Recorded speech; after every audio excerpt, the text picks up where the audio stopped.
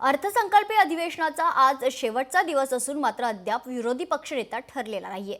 यावरून खासदार संजय राऊत यांनी सरकारवर टीका केली आहे। विरोधी पक्षनेता नाही ही देखील गळचेपी असल्याचं संजय राऊतांनी म्हटलंय।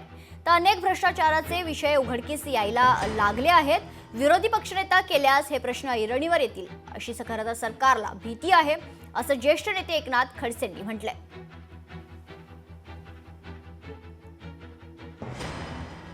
लोकशाहीमध्ये सभागृहामध्ये विरोधी पक्षाचं एक अनन्यसाधारण महत्त्व आहे। या ठिकाणी संख्याबळ लक्षात न घेता विरोधी पक्षाची नियुक्ती किंवा त्याला मान्यता सरकारच्या माध्यमातून देण्याची गरज आहे। आज शेवटचा दिवस आहे अंतिम। आपण अपेक्षा करूया की आज तरी सरकारच्या माध्यमातून याच्यावर चर्चा होऊन या राज्याला नवा विरोधी पक्षनेता मिळेल। महाविकास आघाडीच्या माध्यमातून अनेक भ्रष्टाचाराचे प्रकरण अलीकडे निदर्शनास आले। विरोधी पक्षनेता जर या ठिकाणी नियुक्त केला तर असे भ्रष्टाचाराचे आणि अव्यवस्थेचे प्रश्न अनेक ऐरणीवर येऊ शकतात आणि ही भीती सरकारला वारंवार वाटते।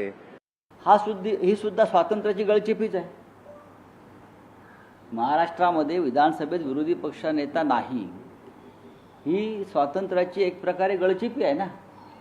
त्याच्यावरती कोणी बोलते का की महाराष्ट्रामध्ये विरोधी पक्षनेत्याची नेमणूक का केली जात नाही?